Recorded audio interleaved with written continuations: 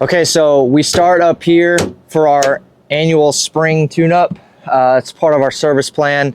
We first check the filter, make sure that's good. We second look over here into the drain pan, make sure that there's no standing water or rusting or water coming through the bottom. Sometimes that happens. We also double check that there's a float switch. This is, obviously we've talked about it many times, this is the device that will turn the system off from making any more water if this primary drain that goes to the sink becomes clogged. And this secondary drain that takes the water to the eave of the house becomes clogged. So rather than the system keep running, making more water, we make sure that it's functioning, doing its job to protect the ceiling below. We also check the air in, which from the return plenum, and the air out from the supply plenum. We just make sure that that's making a proper 20-degree split, and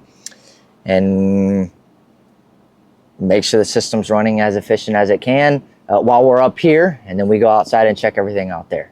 So if you have not had your spring tune-up yet, give us a call. We'll get out there, make sure your upstairs and outdoor equipment is all doing everything it's supposed to do.